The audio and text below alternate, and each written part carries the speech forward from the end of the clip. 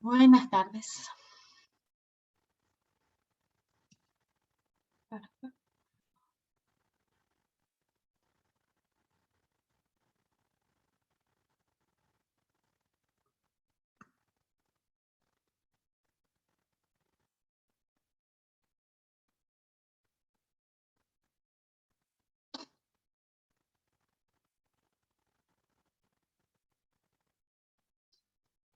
Buenas tardes, Débora.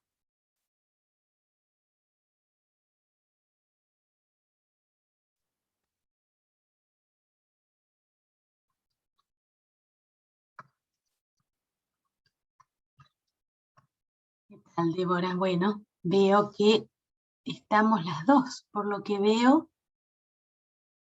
eh, bueno, está sin audio, no hay problema. No, está bien. Bien, bueno, confirmame si estamos en la clase de humanos, ¿no? ¿Este es el link para derechos humanos?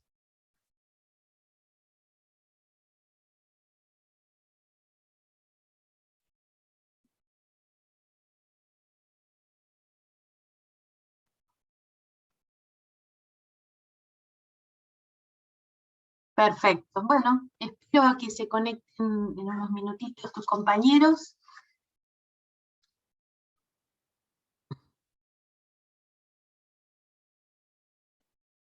Y bueno, vamos a ver.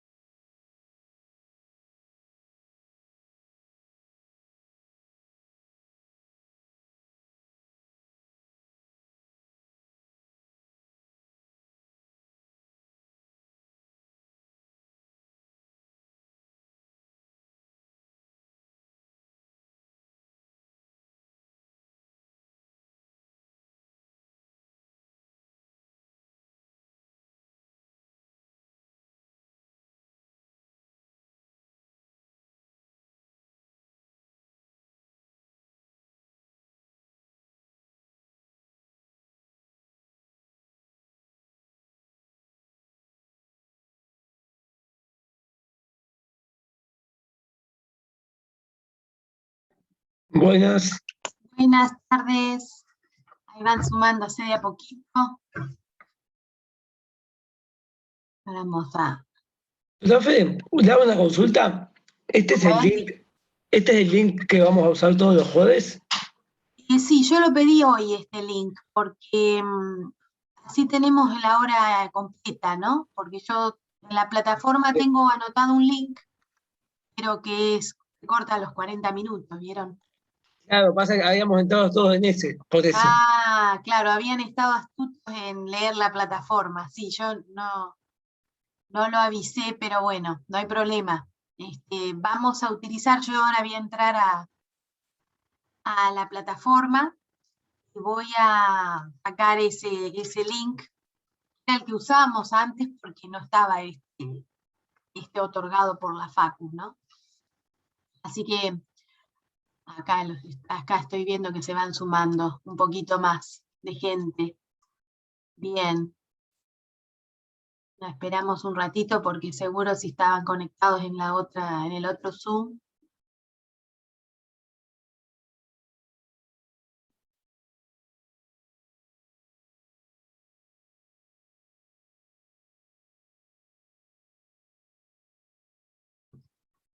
Bien.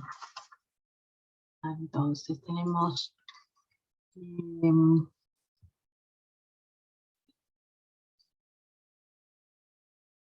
perfecto.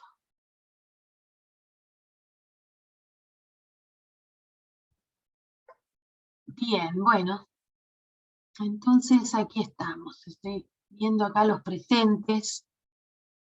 Rocío López, Manuel Fernández, Federico Contreras, Lucas Girsi, Laura Sánchez, Débora Martínez, Erika Barriento, Carolina Beltrán, Guillermo Constanzo, Facundo Eden y Facundo de Toffoli. Bien. Bueno. Bien, buenas tardes. Entonces, ahora bienvenidos a Humanos los días jueves. Así que nos vamos a estar viendo. Buenísimo que encendieron las cámaras, la mayoría. Así nos conocemos un poco. Bueno, mi nombre es Ana Villanueva y como les comento, me va a tocar esta parte darles la unidad 4 del programa. Así que vamos a trabajar un poquito con algunos temas de la responsabilidad internacional de los estados. Antes bueno, explicar algunas ideas o mostrarles un poquito el contenido que hay en la plataforma, que veo que ya han ingresado, con respecto al tema responsabilidad internacional de los estados en caso de violación de derechos humanos, que de eso se trata la unidad 4, me gustaría escuchar a los que puedan tener acceso a micrófono, qué ideas se les representa cuando hablamos de responsabilidad internacional de un Estado, ¿no? De lleno, así en frío, qué implica o qué ideas se les vienen a la mente, o con qué les parece poder relacionarlo el tema, para empezar un poquito al revés, es decir, con una especie de un aporte que hagan ustedes, de lo que ustedes sepan o les parece que tiene que ver con la responsabilidad, y ahí, a partir de eso, ir explicando algunos términos, algunas ideas. Así informalmente, ¿no? No se sientan así como si fuese una exposición de un examen o una monografía, simplemente qué idea se les representa a ustedes cuando hablamos de responsabilidad internacional de un Estado.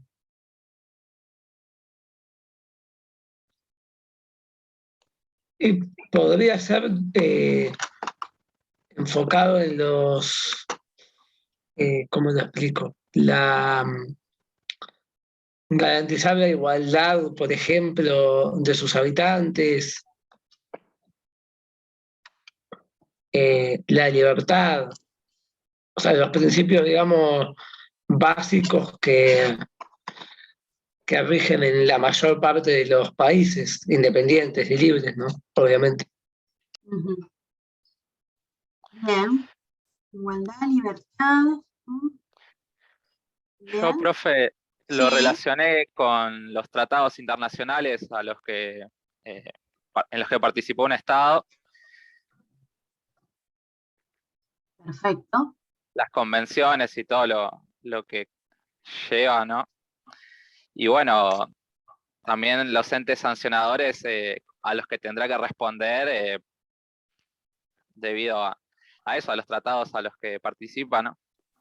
Uh-huh. Bien. Bien, tenemos dos ideas interesantes.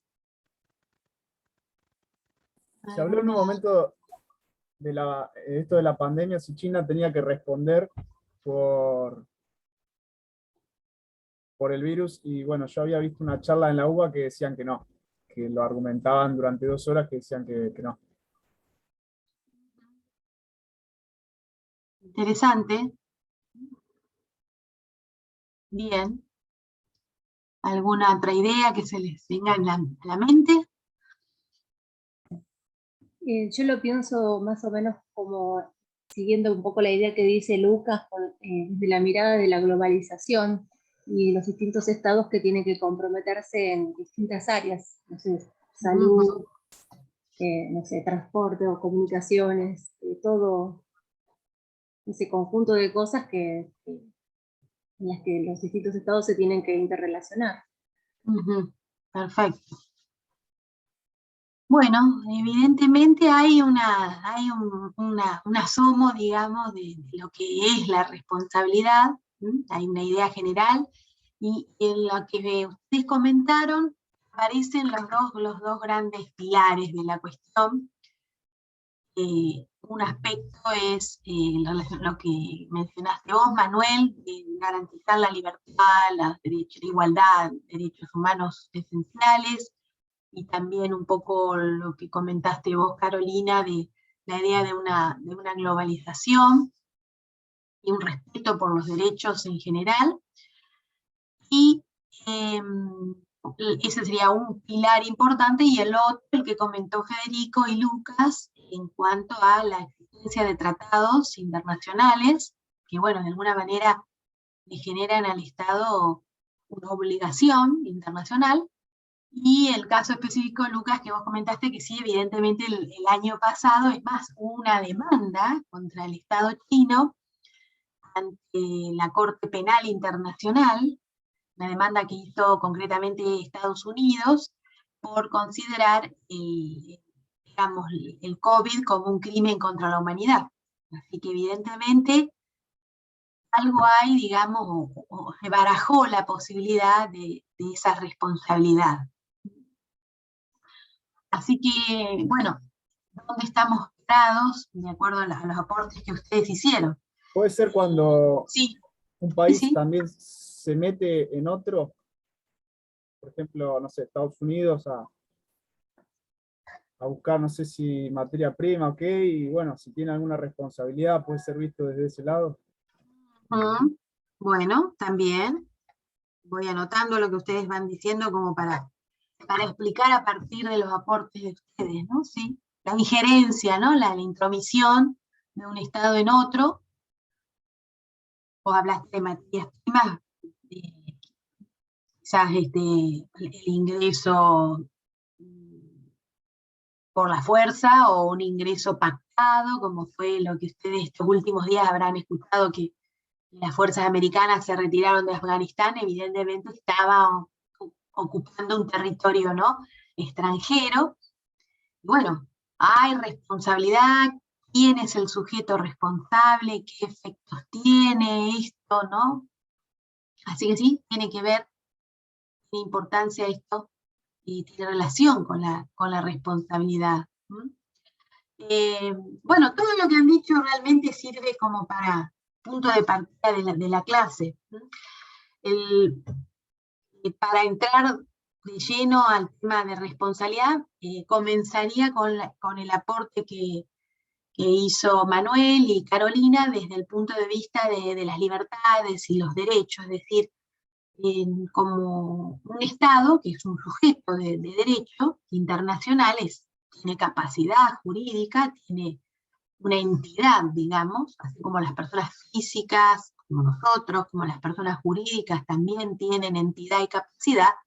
Los Estados también son sujetos de derecho internacional, tienen los elementos que lo identifican, que son el territorio, el espacio geográfico que ocupan, tienen una población, que es la comunidad, la nación, en este caso hablando de Argentina, la nación argentina, la población argentina, y un elemento distintivo fundamental, que es lo que lo hace sujeto, o podríamos decir que es la herramienta que le permite participar en la órbita internacional, le permite, como dijo Federico, firmar un tratado, o en el caso de, comentaste vos, Lucas, de mandar a un Estado por un caso de un crimen contra la humanidad, es el poder del Estado, es representado con la palabra soberanía. O sea, la soberanía es el elemento fundante de un Estado, que es el poder que tiene ese Estado sobre las personas y las cosas que hay en ese territorio. Entonces, evidentemente, este sujeto, esta entidad, que, bueno, no nos vamos a remontar a los antecedentes del surgimiento de un Estado. Ustedes lo verán en otras materias, o lo habrán visto ya, si tuvieron algunas materias como introducción al derecho político, o verán después derecho internacional. Nosotros vamos a dar la definición acá en Humanos de Estado como un sujeto con capacidad jurídica para actuar en la órbita internacional, porque tiene estos elementos, ¿no? La población, el territorio y la soberanía.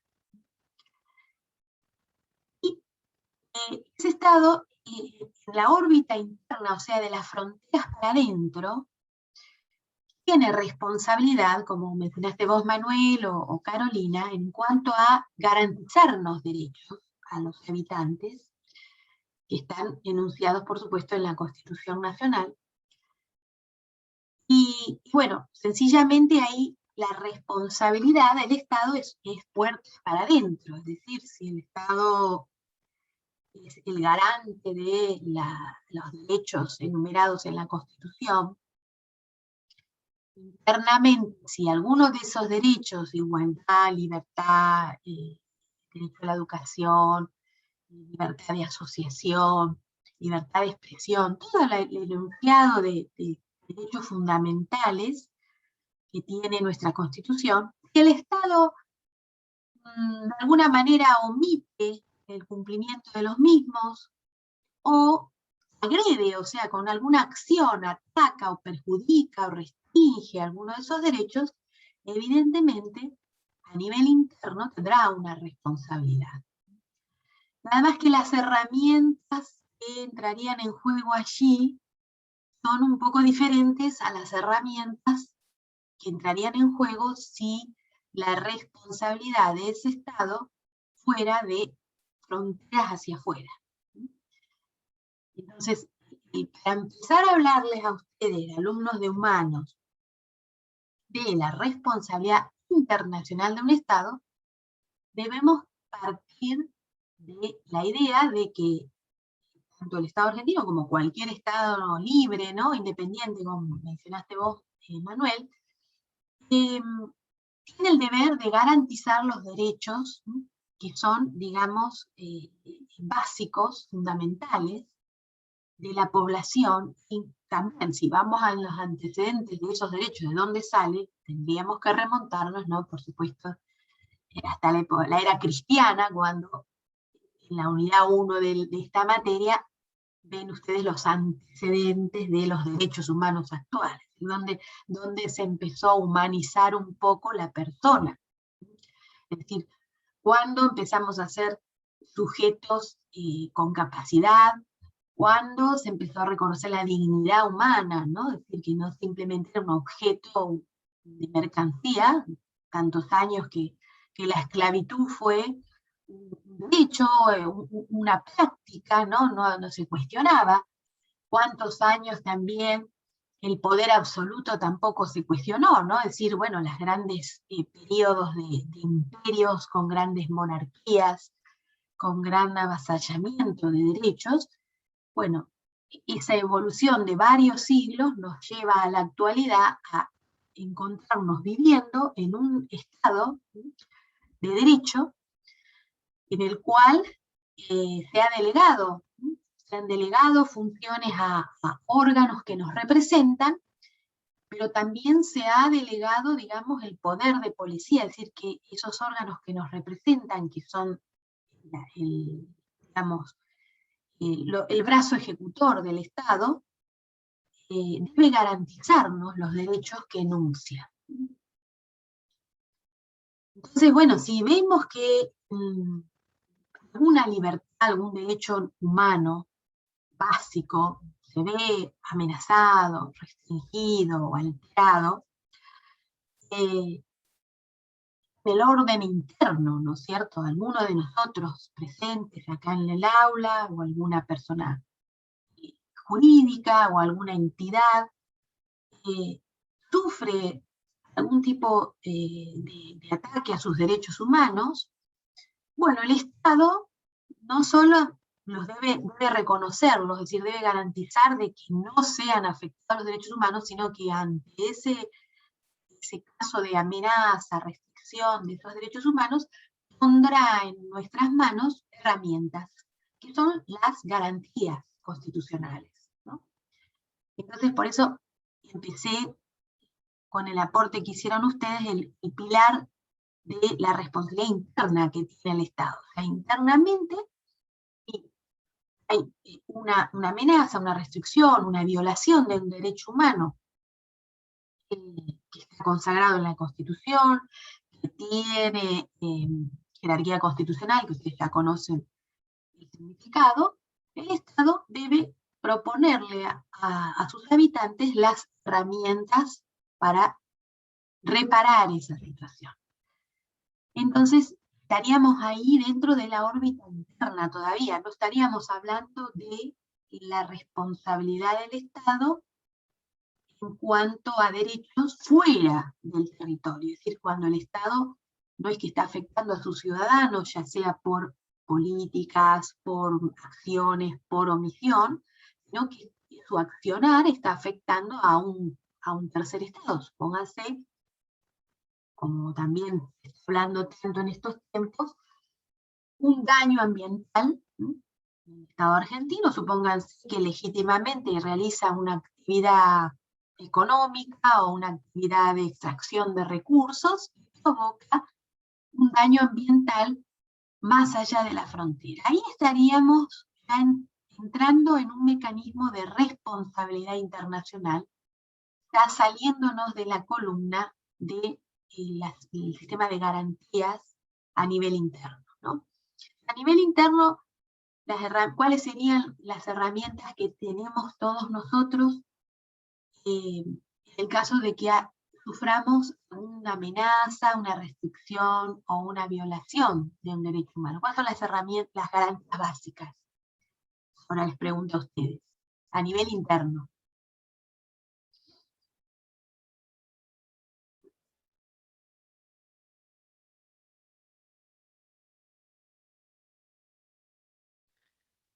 No sé, sería habeas corpus, habeas data, ¿eso?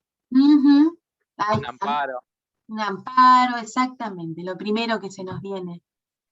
Si la libertad física la restringida, si es algún derecho humano que no sea la libertad física o de circulación, tendríamos el amparo.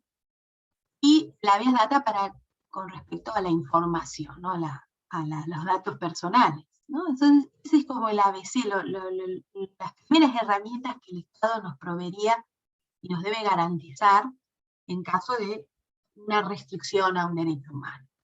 Así que a nivel interno, por supuesto, hay con las garantías del artículo 18 de la Constitución Nacional, el debido proceso, las garantías, si estamos dentro de un proceso penal, van a ver ustedes más adelante, las garantías específicas del proceso penal, bueno, todo un sistema formal que el Estado pone a nuestra disposición, el acceso a la jurisdicción, o sea que podamos ir a reclamar a algún lugar, que tengamos una instancia jurisdiccional a la cual acceder.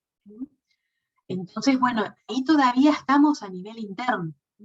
Puede ser el estimado activo somos nosotros, es decir, personas físicas, o puede ser una persona jurídica afectada, y en cuanto al tema de nacionalidad, saben ustedes que todos los habitantes son iguales ante la ley, o sea, no tiene que ver con la nacionalidad del afectado, sino cualquier habitante en la Argentina es titular de esas garantías. El Estado debe garantizar a su vez la puesta a disposición de todas las personas de esas garantías, ¿no?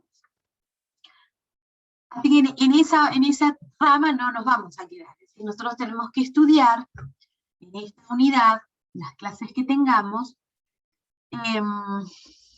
cuando el Estado de alguna manera afecta derechos más allá de las fronteras.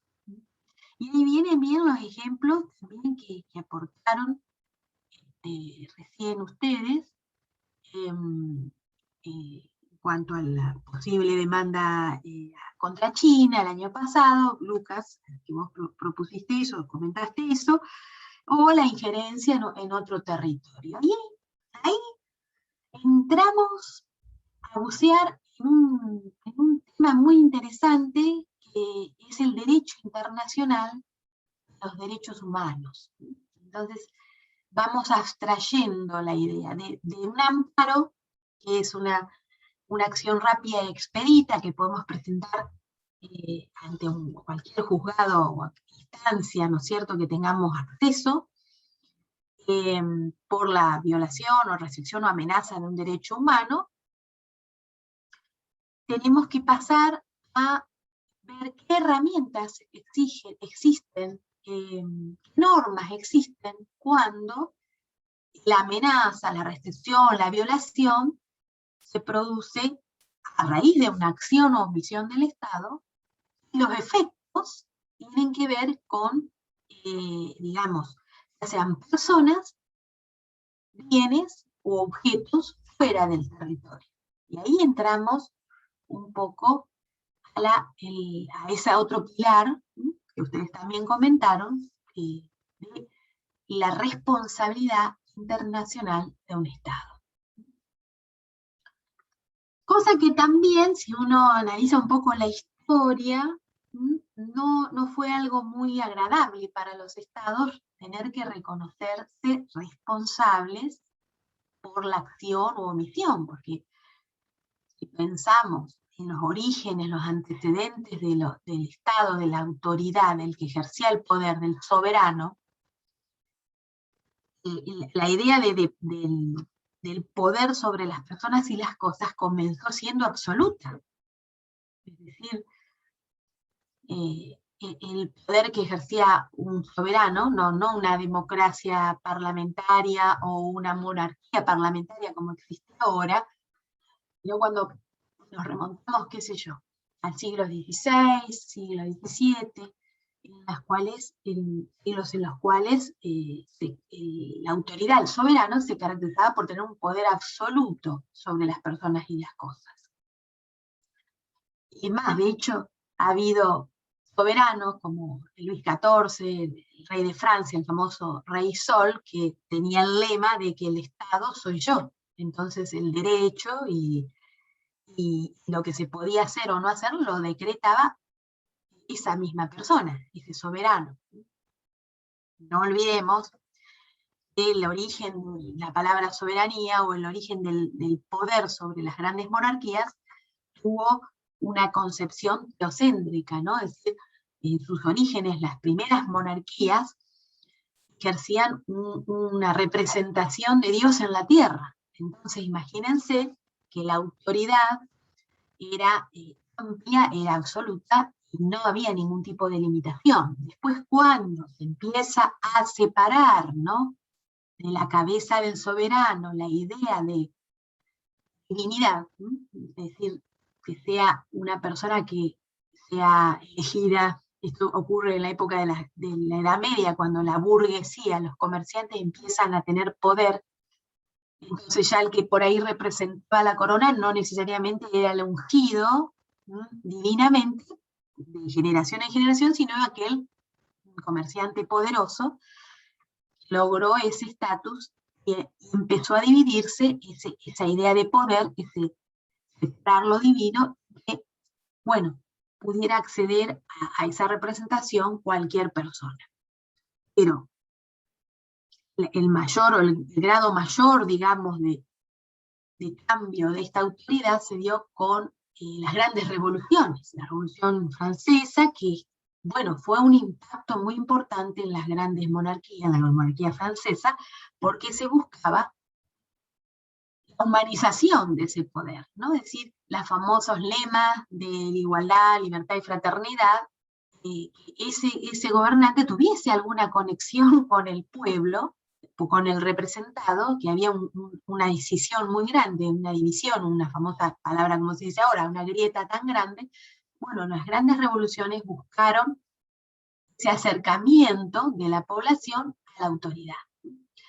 Entonces imagínense la idea de que la responsabilidad internacional, que Luis XIV sea responsable internacionalmente por los daños o la afectación a los territorios vecinos, era impensable, porque ustedes saben que el mundo actual es producto de muchas guerras, de muchos conflictos, de muchos avances, de imperios sobre otros, división de territorios, escisión de territorios, ocupación de territorios. Entonces, bueno, esa idea de responsabilidad no se condice con esas monarquías absolutas o con esa idea de soberanía absoluta. ¿Y cuándo empieza a aparecer? ¿Cuándo un Estado es responsable internacionalmente? Evidentemente, la evolución en el tiempo en cuanto a las relaciones internacionales llevó de la mano de dos cosas. Una parte conectada, que es transversal a todo, una parte económica, es decir, bueno, los estados comerciaban entre sí, siempre se habla de la edad oscura, la edad media como la edad oscura, y para mí no era tan oscura porque es el comienzo de la globalización, la edad media, cuando empieza el comercio internacional, la conexión entre las distintos señores feudales, la comercialización de productos básicos, y bueno, entonces, ¿qué pasaba?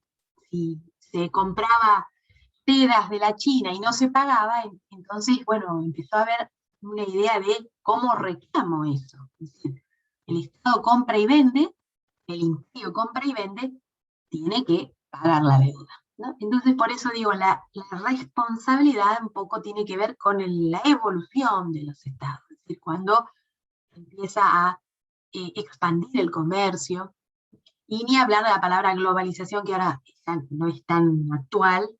La globalización empieza siglos atrás, no es de los 90, del siglo pasado. Entonces, bueno, evidentemente hubo que establecer algún límite a ese poder del Estado, ¿no? Es decir, bueno, el Estado puede comprar, puede pedir un préstamo, puede prestar dinero, puede contratar, puede hacer un convenio con otro para decir, bueno, vamos a hacer un gasoducto que atraviese varios estados, beneficie a otros. Entonces, bueno, ese escenario muestra que en algún momento, si no se cumple lo pactado, va a haber responsabilidad internacional. Ese es un gran aspecto. El aspecto económico es fundamental a la hora de hablar de responsabilidad. Y el otro aspecto es el que tiene que ver con nuestra materia. Porque de pensar que el Estado soy yo, aunque tenemos algunos resabios, ¿no?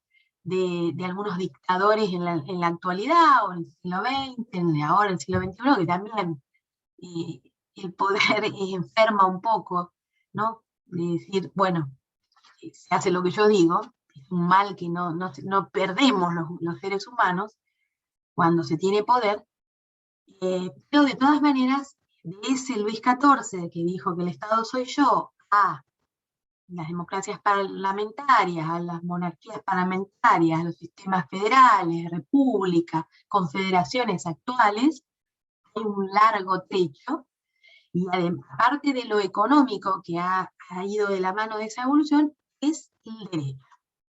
El derecho internacional de los derechos humanos. Quizás hace un poco más de ruido hoy decir que, bueno, el Estado soy yo.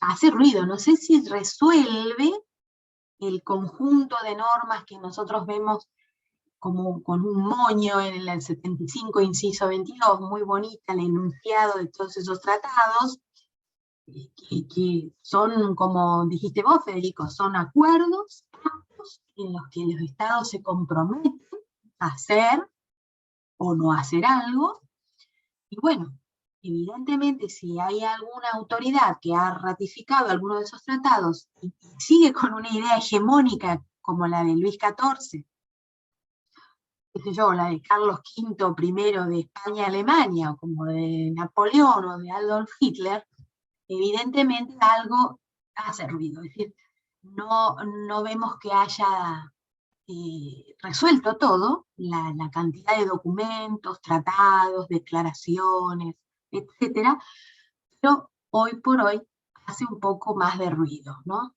la cuestión. Creo que vos habías dicho, Lucas, lo de la intervención, ¿no? Intervención en otro territorio. Imagínense lo que, cómo se delineó el mapa en la Primera Guerra, en la Segunda Guerra, pero vamos más atrás, ¿no? El Imperio Romano, el Imperio Griego, el Imperio Napoleónico, el Tercer Reich. Ahí el avance sobre otras tierras, otros estados, no tenía limitaciones, era una cuestión de tiempo, ¿no? De decir, bueno, va a ingresar, van a invadir el territorio, hay que prepararse, ¿no? Para que haya la menor destrucción posible, ¿no? Segunda Guerra Mundial, el avance, digamos, en lo que es el avance sobre el territorio, ¿no?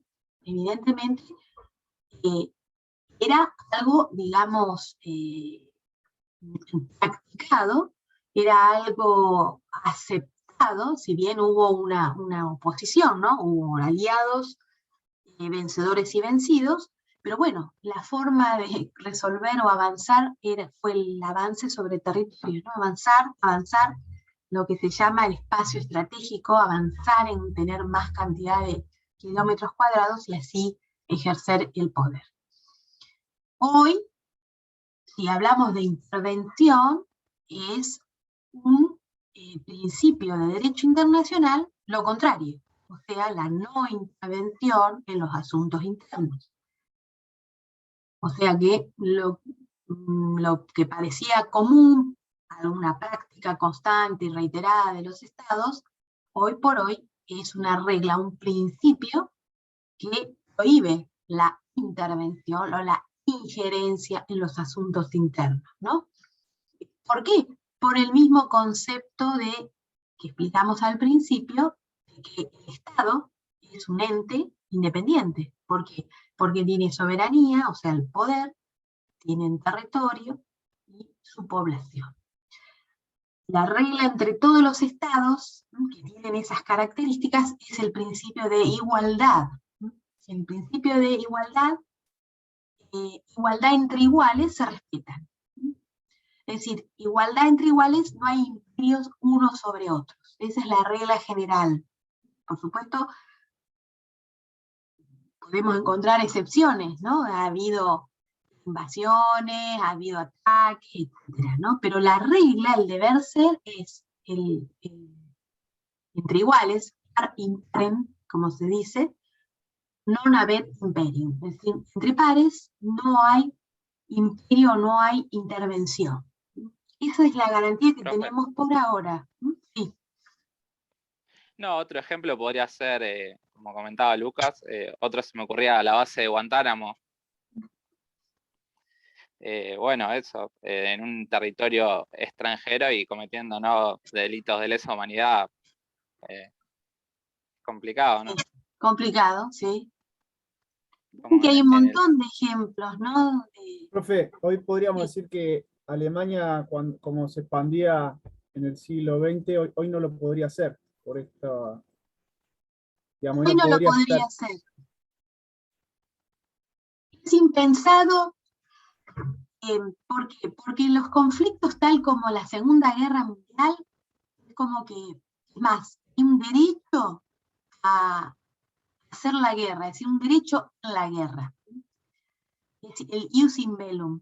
Y fíjense que la palabra guerra ya no se usa más, se habla de conflictos.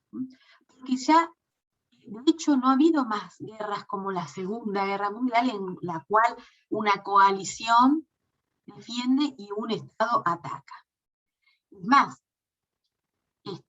los principales enemigos después de la Segunda Guerra Mundial, Francia y Alemania, se unieron inmediatamente terminada la Segunda Guerra, algo impensable, ¿no? Imagínense, Francia temía por la destrucción de París, ¿no? Bueno, lo primero que sucede para reconstruir Europa es la creación de la Comunidad Económica del Acero y el Carbón entre esos dos países. Y había que reflotar Europa después de esa guerra.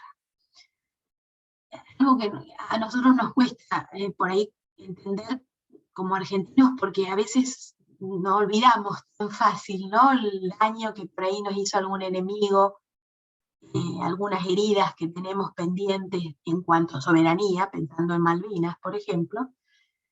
La concepción europea del surgimiento de la Unión Europea actual, luego de la devastación de la Segunda Guerra, es una cosa increíble a nuestros ojos, ¿no? Por eso, Lucas, es impensable, de hecho, que es más, la Alemania actual sigue siendo, luego de las dos guerras mundiales, la cantidad de dinero que tuvo que pagar de indemnización, ¿no? Con luego de los tratados de finalizada la Primera y la Segunda Guerra, el Tratado de Versalles, y el fin de la Segunda Guerra, vemos que no vemos en este momento, ustedes son todos jóvenes, pero no hay ejemplos de avance de esos países sobre el territorio de otros, como fue en la época del Tercer Reich, ¿no? Entonces, bueno, me da me viene bien lo que ustedes comentan, porque es un ejemplo para decir, bueno, en algo las instituciones y el derecho en algún aspecto ha evolucionado, porque no vemos esos conflictos o esas guerras como la Primera y la Segunda Guerra Mundial, con la gran cantidad de muertos, digamos, la devastación, la gran guerra, como le dicen, ¿no? Lo de que vos comentás, Federico, de Guantánamo. Bueno, ahora bien, había que encontrar la manera de garantizar los estados sus intereses de alguna manera. Entonces vemos que después de la Segunda Guerra viene un conflicto que lo habrán oído mencionar ustedes, que es la famosa Guerra Fría. Habrán leído, les sonará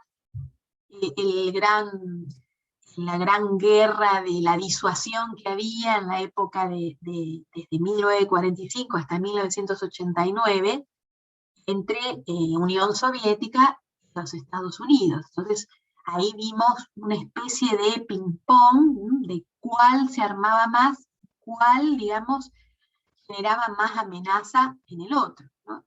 Pero no vimos un avance de una coalición cual la Segunda Guerra Mundial, ¿no? Esto no quiere decir que no haya habido conflictos, ni que no haya habido lamentablemente crímenes contra la humanidad, ni que haya habido horrores en cuanto a violación de derechos humanos, ¿no? Lo que yo les quiero comentar es que la responsabilidad internacional hoy, el Estado, en principio, se ve un poco maniatado por una historia, una evolución histórica de instituciones y de derecho, y una economía, porque, a ver, es algo transversal la economía, ¿no? Ustedes cuando vean en la segunda parte tenemos que explicarles el proceso ante la Comisión Interamericana de Derechos Humanos y ante la Corte Interamericana. Y evidentemente este derecho internacional de derechos humanos no es un código penal que diga, bueno, el Estado que no cumplió o violó o contaminó, más allá de que haya algún resarcimiento o una acción objetiva, no hay un derecho, digamos, cerrado como en el derecho penal, un derecho típico, un derecho que no se puede aplicar por analogía, a castigar al Estado. No hay eso. No hay un ejército, un bloque mundial que diga, bueno, hay una violación de derechos humanos, vamos a intervenir. No hay, porque el derecho internacional, en general, en particular de los derechos humanos con más razón, es un derecho, digamos, de adaptación entre los distintos estados. Es decir, por ese mismo principio de soberanía y de igualdad soberana, nosotros no le podemos imponer esto que se está viendo ahora en Afganistán. Se retiran las tropas norteamericanas que supone que durante 20 años trataron de lograr un Estado moderno, un Estado independiente, se retiran y aparece en esta instancia de esta fuerza talibán, que parece ser tan extremista. Bueno, no hay un ejército, no hay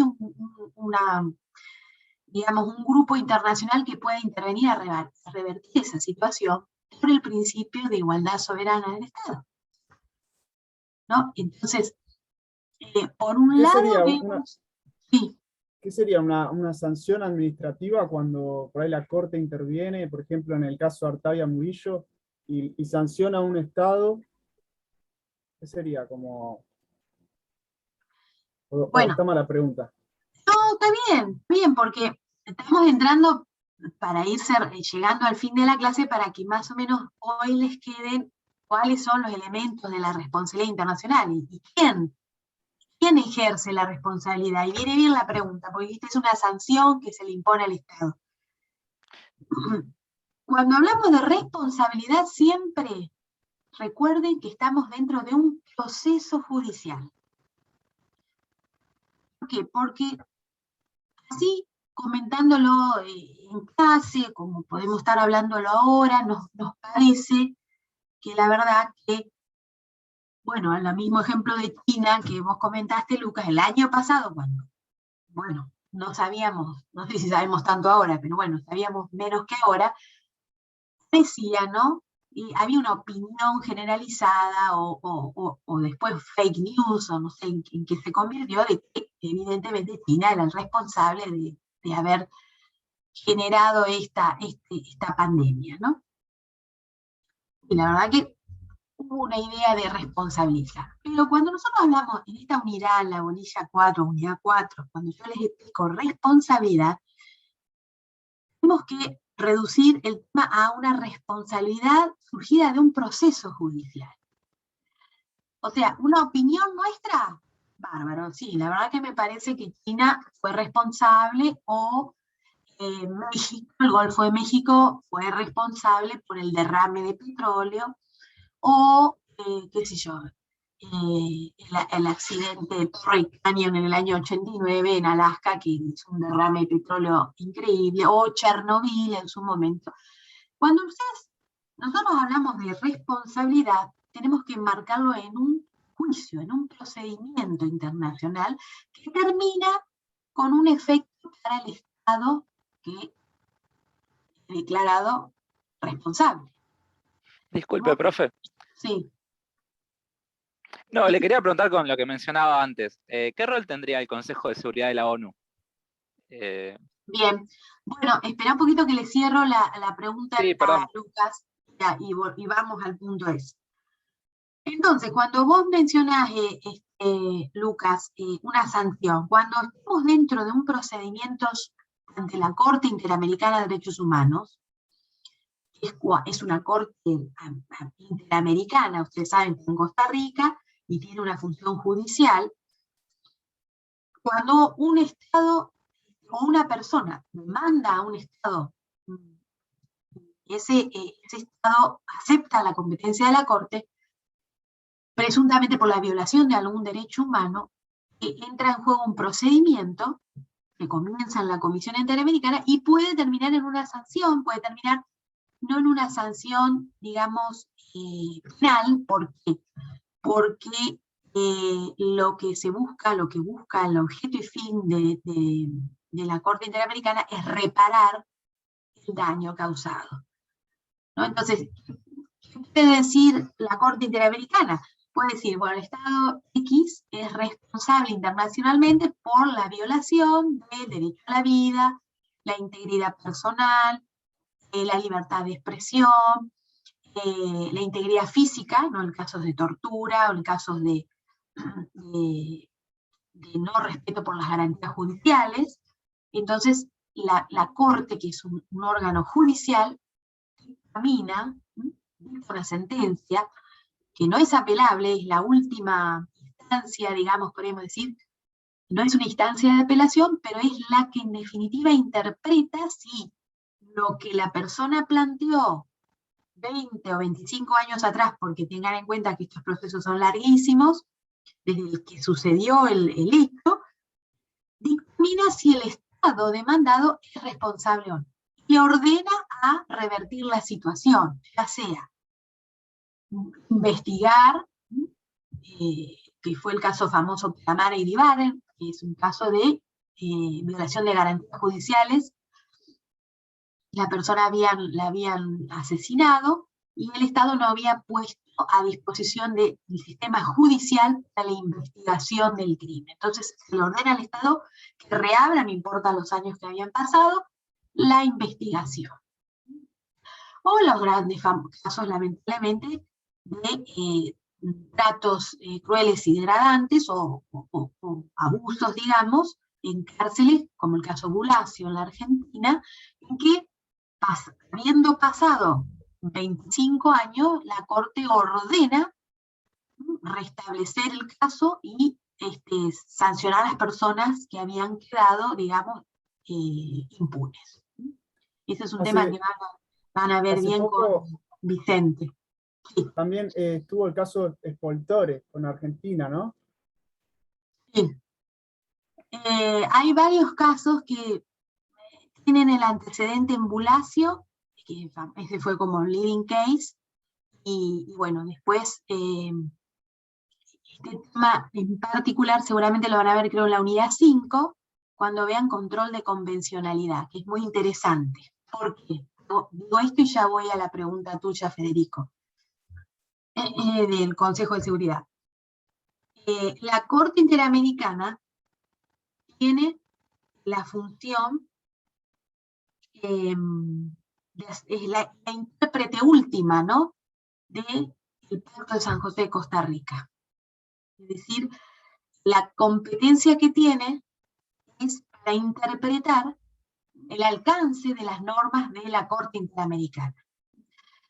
Tiene dos funciones: consultiva, o sea, cuando se le pregunta si tal artículo significa tal cosa, o, por ejemplo, el alcance, el significado de alguna disposición, o la competencia contradictoria, que es cuando hay un demandante y un demandado. Entonces, la idea de la Corte es ser el último intérprete de ese tratado, de ese convenio que van a ver ustedes, que es el Pacto de San José de Costa Rica y otros pactos más, pero de derechos humanos a nivel regional. Lo novedoso con el control de convencionalidad a partir del año 2006, con el caso Almonacid, es que la Corte no solo va a interpretar, va a decir, bueno, sí, fue la persona objeto de malos tratos, o tratos inhumanos, crueles o degradantes, o fue torturado en el país tal. No, a partir del 2006 la Corte Interamericana sube un escalón más, o avanza un poco más en la soberanía del Estado, que se supone responsable, porque dice, ordena al Estado que o modifique la sentencia absolutoria, en el caso de que había absuelto a los presuntos culpables, o que reabra la causa. Y este tema es muy interesante, lo van a ver ustedes en la unidad 5, porque evidentemente esto está en contra de los principios generales del derecho penal, el principio de legalidad, y evidentemente la Corte no está para modificar una sentencia del Tribunal Superior de la Causa, sino que está para interpretar si el derecho humano siguió vulnerado, ¿no?, a pesar de haber una sentencia. Y van a tener el 90% de la biblioteca a favor de que sí, que el Estado, que la Corte, perdón, y bueno, en aras del garantismo, en aras de la evolución, el principio de progresividad, pro homine, tiene que entrar un poco en esa órbita del derecho interno y decirle a la Corte Suprema Argentina, modifique la sentencia. La sentencia había sido absolutoria y la Corte Interamericana dice condene a fulano a tantos años. Tema para discutir, ¿no? En cuanto a lo que vos decías, Federico, no sé los demás cómo van con esta explicación. Estoy tratando de cerrar hoy la clase con la definición de responsabilidad. ¿Se entiende? Me hacen manito Laura, Erika también, Facundo, manitos por ahí, bien. Bien, se entiende, profe. Bueno, Débora también. Bien. Bueno, vamos a conectar con la pregunta que me hizo Federico, el Consejo de Seguridad. Ahí ya entramos en otra órbita. Esto tiene que ver con los aportes de ustedes. ¿Qué es el Consejo de Seguridad? Es el órgano ejecutivo de las Naciones Unidas, que tiene que ver con todo esto. Entonces me hago marcha atrás. Habíamos hablado comenzamos la clase con garantías del Estado a nivel interno, ¿no? El amparo, la habeas data, el habeas corpus, las garantías del artículo 18, fronteras adentro cuando hay una amenaza, una restricción o una violación de algún derecho humano, el Estado pone a disposición nuestra estas herramientas. Ahora, donde tenemos que dirigirnos no es a eso, que esta unidad la van a ver en la segunda parte con otro profesor, las garantías. Lo que tenemos que apuntar nosotros es a la responsabilidad del Estado por acción o omisión. Los efectos van más allá de su, digamos, fronteras. O puede ser que sea el efecto dentro de la frontera, pero ha violado, digamos, un derecho humano que está consagrado en el Pacto de San José de Costa Rica, en la Convención para la Prevención y Sanción del Delito de Genocidio, o la Convención para la eliminación de todas las formas de discriminación. Esa carta que tenemos que analizar en este mes que tenemos, siempre recuerden cuando explico responsabilidad, cuando ustedes estudien responsabilidad internacional, siempre en el marco de un proceso judicial. Recuerden, la opinión que tengamos del régimen en Afganistán, o el régimen en Uganda, o el régimen en República Centroafricana, el régimen en Cuba, el régimen en Venezuela, eso es una opinión personal.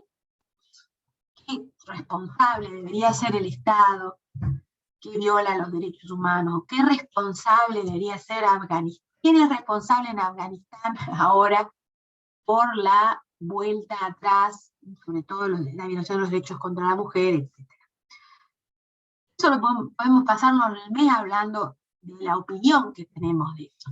Pero cuando analizamos esta unidad 4, la tenemos que circunscribir a un proceso judicial. Y eso tiene que ver con la pregunta que hizo Lucas. ¿Hay una sanción al Estado? Bueno, si hay una sanción, quiere decir que hay un órgano que ha dictado una sentencia. Esa sentencia sigue los mismos pasos de debido proceso que cualquier órgano jurisdiccional interno.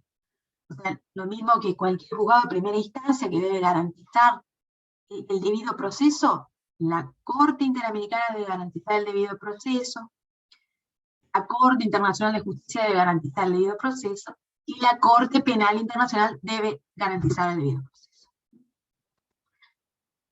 Este es el aim o el objeto y fin de esta unidad 4, es decir, que vamos a analizar en qué casos hay responsabilidad, qué requisitos tienen que haber, qué tipos de responsabilidad, qué tipos de sanción. Ya me animaría a que se acostumbren más a la palabra reparación que a sanción.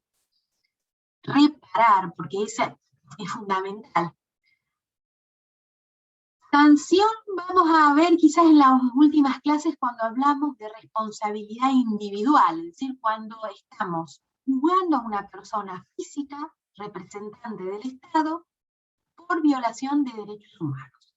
Entonces esa persona física, que puede ser un presidente, puede ser un ministro, puede ser un canciller, un jefe de Estado, quien sea, una entidad que represente al Estado, puede obtener una condena penal. Es el último tipo que vamos a ver antes del parcial, es decir, la responsabilidad individual penal de una persona física que actúa en nombre del Estado. Tenemos el caso argentino, bueno, tenemos lamentablemente muchos ejemplos de esto. Pero siempre recuerden que la responsabilidad internacional surge de un proceso judicial con las debidas garantías como cualquier proceso, por la acción u omisión de un Estado, es decir, algo generó un proceso, bueno, un accionar o un omitir, o no hacer, que provoca la violación de una obligación internacional. Ahí les estoy dando la definición y después, no me olvidé, Federico, lo del Consejo de Seguridad. Responsabilidad internacional, repito, es producto de un proceso judicial internacional que surge como consecuencia de una acción u omisión de un Estado que provoca, digamos, efectos contra personas o bienes, ¿no? Veremos, depende del caso, que esa acción u omisión que comete el Estado es sobre una obligación internacional, es decir, efecto sobre las personas o las cosas es una violación a una obligación internacional. No cualquier cosa genera responsabilidad internacional. El Estado, piensen en el principio del artículo 19 de la Constitución Nacional, que dice que las acciones privadas de los hombres están reservadas solo a Dios y frente a la autoridad de los magistrados, o sea que lo que no está prohibido está permitido. Bueno, a nivel internacional es igual, lo que no está prohibido está permitido, o sea, no todo lo que hace el Estado o omite el Estado genera responsabilidad. Va a generar responsabilidad toda acción o omisión que implica la violación de una obligación. O sea, el Estado tenía la obligación de garantizar los derechos de una minoría étnica, como por ejemplo en muchos casos en Latinoamérica, comunidades indígenas, pueblos originarios. Están casi todas las constituciones y en todos los tratados. Entonces, el Estado vulnera los derechos de esa población. ¿Cómo es vulnerarlo? La parte más grave, como ha pasado, más grave es diezmarla, bueno, desaparecerlos, torturarlos. Otra forma es por omisión, no les llegan las garantías, o sea, los derechos básicos, no tienen derecho a la salud, no tienen derecho al alimento, no tienen derecho a la educación, ¿no? Entonces, es una acción o omisión que implica la violación de una obligación, porque el Estado está tan obligado, hablando de todos los estados, pero el Estado argentino está tan obligado por los pactos, los tratados, los acuerdos, las leyes. La verdad que cada pestañear del Estado debería generar responsabilidad, pero siempre recordemos que la responsabilidad surge en un proceso judicial. Podemos opinar, ha habido muchos informes, me acuerdo el cuatrimestre pasado con los alumnos de Humano, que había salido esa noticia de unas señoras de no sé qué comunidad indígena en el norte que estaban embarazadas y se escondían porque les quitaban los hijos, no sé si se acuerdan, que pasó al principio del cuatrimestre, del año, perdón.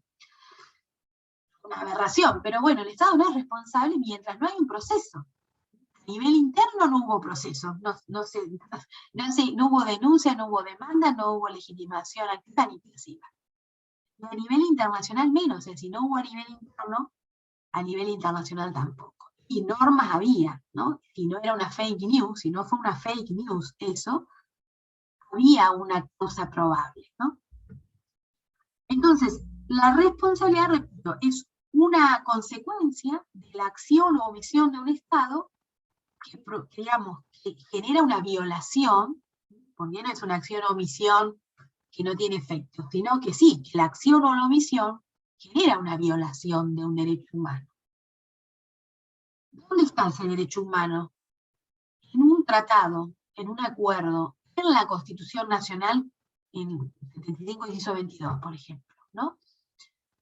Entonces genera una responsabilidad internacional, porque como vamos a ver en la segunda parte, vamos a estudiar en particular estos tratados del inciso 22, vamos a ver que cada uno de ellos tiene un comité especial.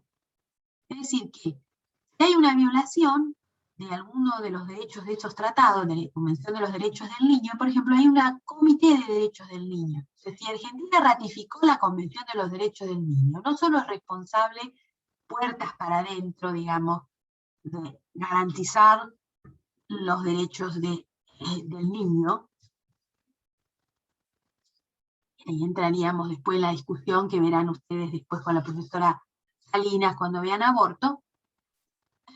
Yo me voy a los textos del tratado que habla del niño y la reserva que ha hecho la Argentina, que es de la concepción. Para puertas para adentro deberá garantizar ese derecho a la vida, a las personas por nacer. Pero puertas para afuera también, porque la convención es internacional y tiene un comité de revisión de lo que hace cada uno de los estados que lo ha ratificado. O sea que es tanta la responsabilidad o tanta la carga que tiene un estado, tanta la carga que tiene, yo digo, cuando hay elecciones y tanta gente quiere ser candidato y tanta gente quiere ser diputado, senador, y tanta la carga y la responsabilidad que tienen esas personas, pasa desapercibido, pero es muy importante esa función, porque son los encargados de hacer efectivo todo eso que dice la Constitución. Que no quede solamente como un cuadrito con un moño, el inciso 22, ¿no? Una cosa, un cuadrito que ponemos un adorno, un souvenir. Entonces, la responsabilidad es eso, es el producto de una acción u omisión que ha cometido un Estado, que provoca la violación de una obligación internacional, que tiene como resultado la reparación, que ya vamos a ver ejemplos de tipos de reparación. Y la que vos preguntaste, Federico, tu pregunta tiene que ver ya con la órbita internacional, o sea, no es regional, no es de derechos humanos, es Consejo de Seguridad. Vos concretamente preguntaste que es el órgano que surge después de la Segunda Guerra dentro del marco de las Naciones Unidas para garantizar la paz y la seguridad en el mundo. ¿Por qué se crea este consejo? Por las dos guerras mundiales anteriores. El primer Consejo de Seguridad, que se creó después de 1919, fracasó por la poca participación en el mismo, y porque inmediatamente determinada la Primera Guerra y firmado el Tratado de Versalles, la invasión a otros territorios se provocó inmediatamente, ¿no? Es decir, hay un montón de causales por las cuales el Pacto de Sociedad de Naciones cayó. El Consejo de Seguridad es un órgano que se crea a raíz de la Segunda Guerra, que busca garantizar la paz y la seguridad, para evitar, ¿no es cierto?, que el uso de la fuerza sea algo individual, o sea, bueno, quiero avanzar sobre todo este continente, avance, ¿no? El tema, quizás a donde apunta tu pregunta, es quiénes lo componen, ¿no? ¿Quiénes son los que lo componen? Bueno, el Consejo son 15 miembros, 10 rotan, 5 son permanentes. Sabrán ustedes que en estos 5 permanentes tenemos a Estados Unidos, Rusia, tenemos a Francia, Inglaterra y China. Son los 5 permanentes.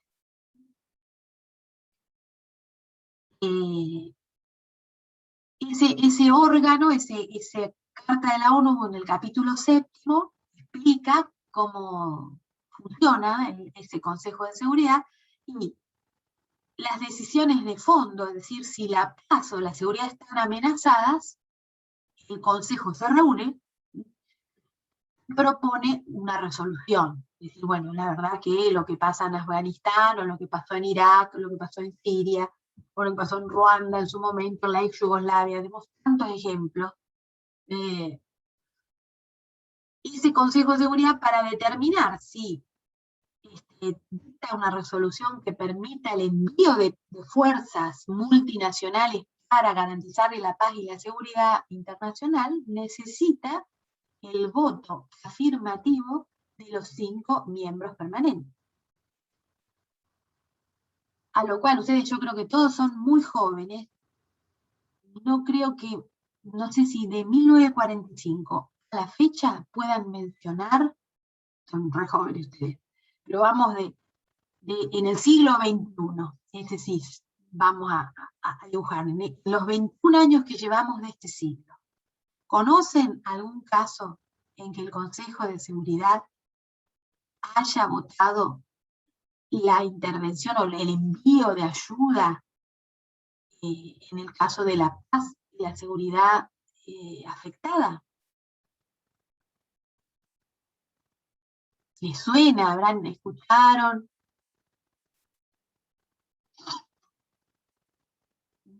Parece que no, ¿no? No hay muchos ejemplos. Incluso iba a decir Estados Unidos, que a veces está en un país, es parte del Consejo, o sea, es como medio, ¿no? ¿Y Rusia? También. También. Porque, imagínense, vamos al ejemplo actual, el del fin de semana pasado, el anterior, el Afganistán. Afganistán es medio Rusia, medio Norteamérica, porque es un territorio que se usó en la Guerra Fría entre los dos hegemones como para disuadir uno al otro. Entonces, bueno, hay una responsabilidad conjunta de lo que pasó allí, sumado a que no hay manera de que Afganistán se convierta en un, qué sé yo, en un San Petersburgo, no hay manera que Afganistán se convierta en un Nueva York, no hay manera. Nunca las potencias, ya sea colonizadoras de principios del siglo XX, cuando por ahí algo más antiguo, pero por ahí le suena, cuando la India era un país que no era independiente, estaba ocupado, estaba colonizado por los británicos. La idea de la extraterritorialidad de la ley, es decir, transformar las colonias en las potencias colonizantes. El único caso que funcionó fue Hong Kong, el único caso. Nada más que Hong Kong fue un arrendamiento que hizo la corona británica, que se terminó en el año 1997-98. Se terminaba el alquiler, el arrendamiento de ese territorio, y evidentemente Hong Kong recibió todas las instituciones y las herramientas para ser, ¿no es cierto?, una potencia que hoy en día vemos también la idea de la autodeterminación.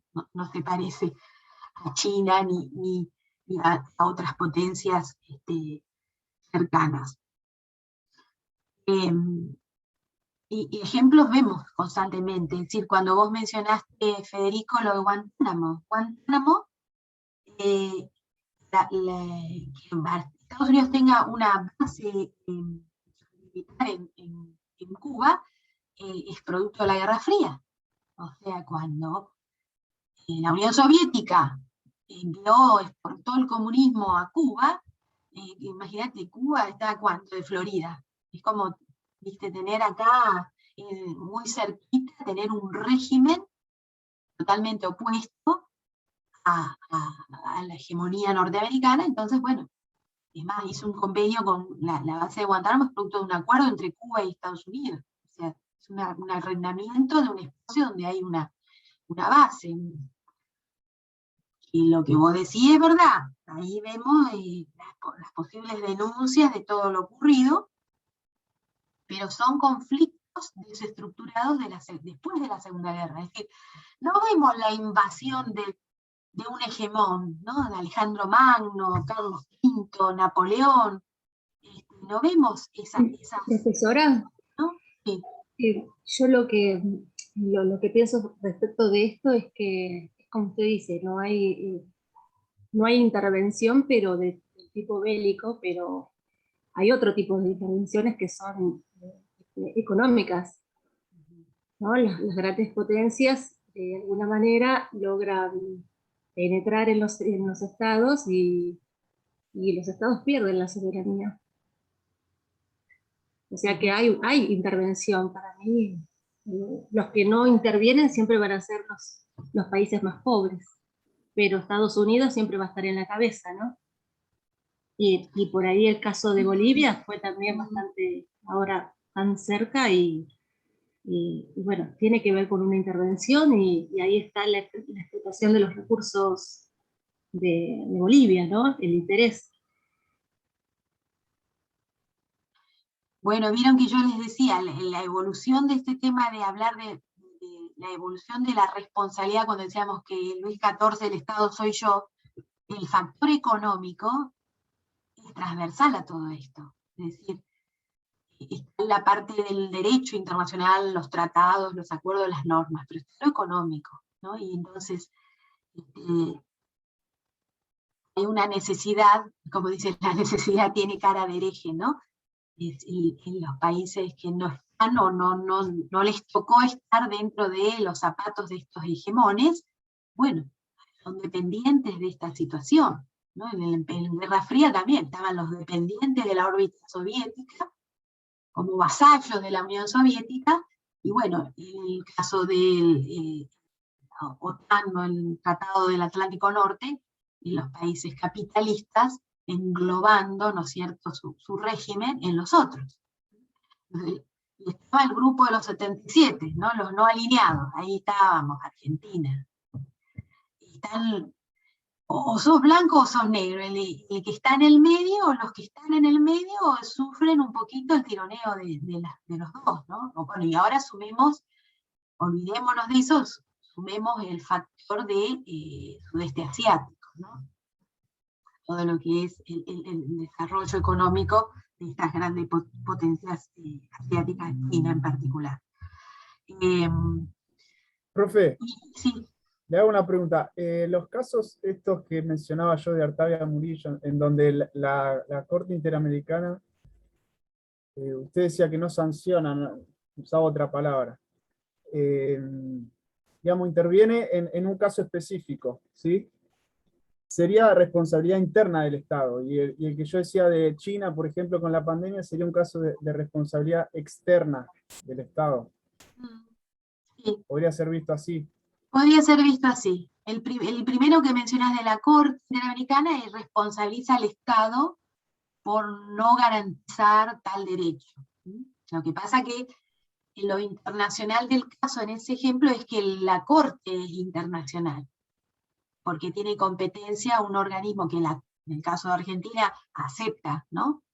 Esto es otro tema. El Estado, cuando hablamos de responsabilidad y fallos de la Corte Interamericana, siempre la competencia es voluntaria, o sea, el Estado debe aceptar que un tribunal extranjero quiera juzgar sus casos.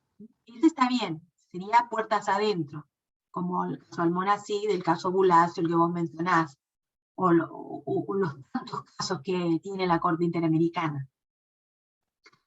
Y en el caso de China, la demanda particular se presenta ante la Corte Penal Internacional porque digamos, la acción o la omisión que se le inculca a China es la comisión de un crimen contra la humanidad.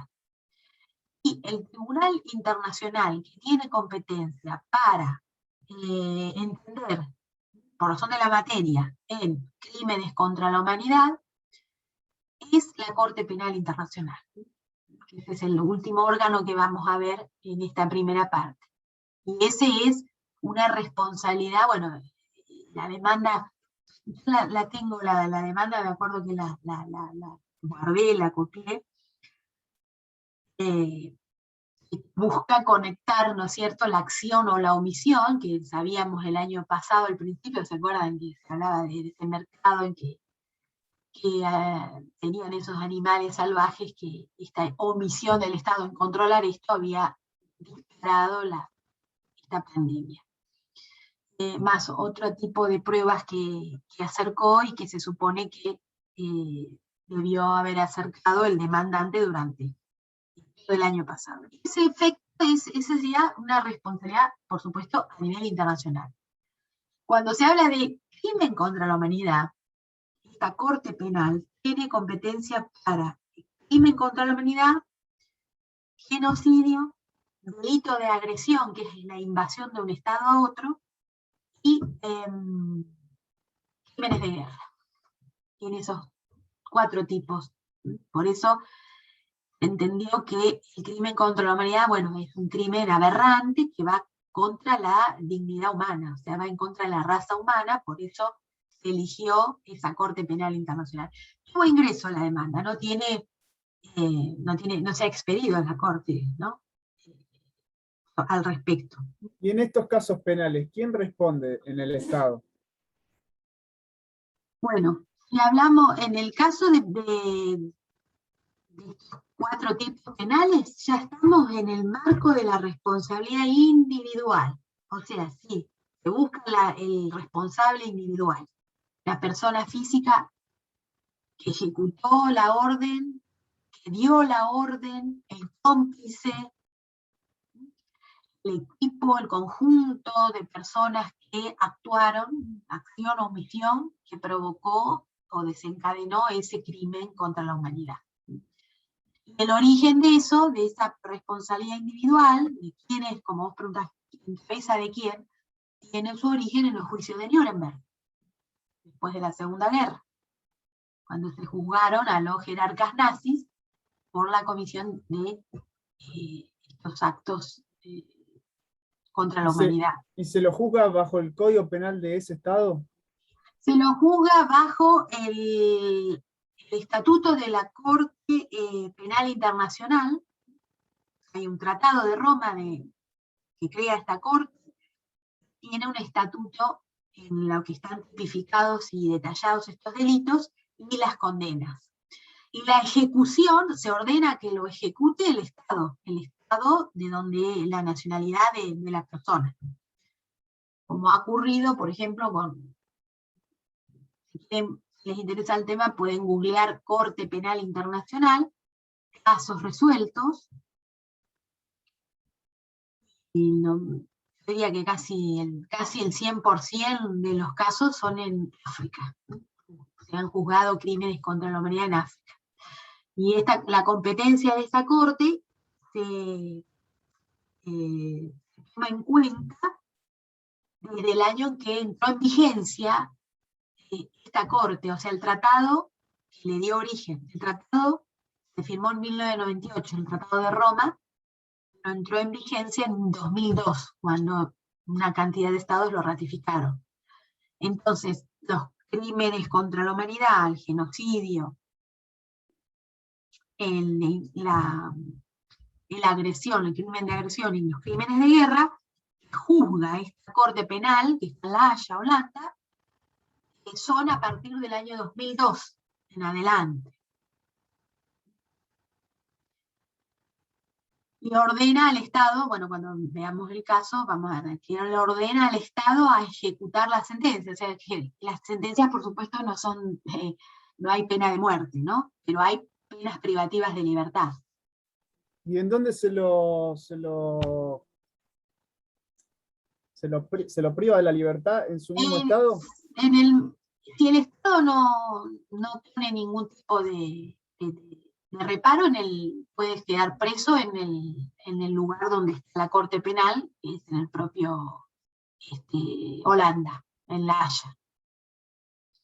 Pero si no, el Estado, digamos, recibe la orden porque es el receptor de la sentencia y debe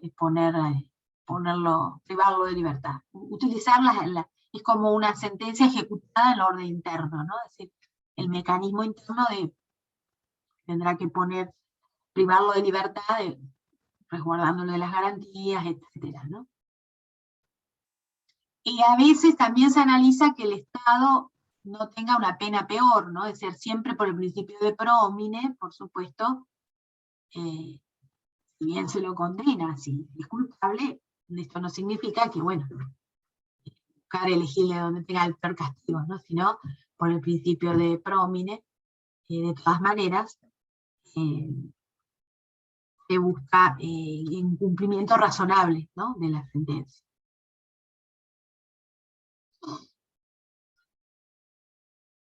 Bien. Bueno, pensé que paseamos un montón de temas, ¿eh? ¿No se aburrieron? Bueno, No, pero estuvo bueno. No, muy interesante, profesora. Muy bueno.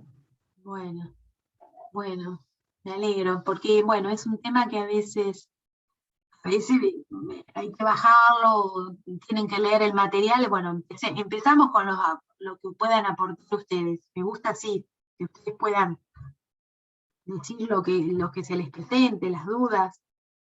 Y hoy en la primera clase ya vamos a ir reforzando, haciendo un poquito de marcha atrás, avanzando, marcha atrás, avanzando, para que les quede un poco esta abstracción de cortes internacionales, corte penal, corte interamericana, tratados internacionales, derechos humanos, garantía del proceso interno. Ahí es como por ahí un mix que hoy como primer día lo ponemos, digamos, en escena, y después lo vamos a ir degradando,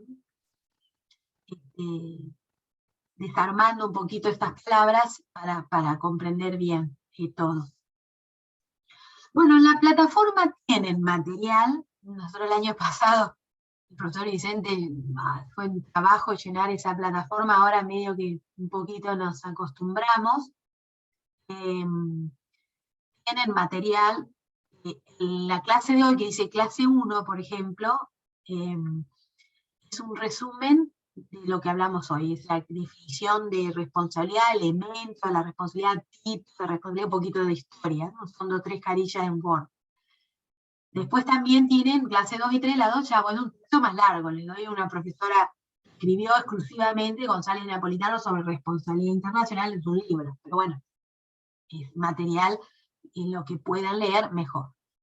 Y algunas lecturas, la clase 3, lecturas.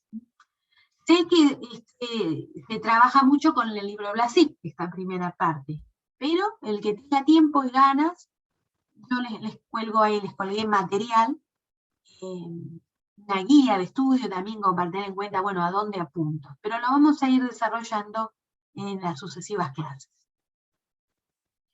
Así que, bueno, ahora voy a entrar a la plataforma, voy a sacar ese link de Zoom y voy a recordar que entremos siempre con el de la Facu. Vieron que no se nos cortó. Bueno, tenemos más margen de trabajo. Así que bueno, ¿alguna duda, comentario, pregunta?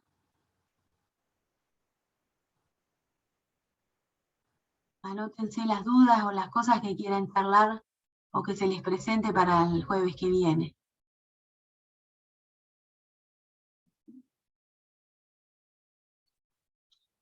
Perfecto.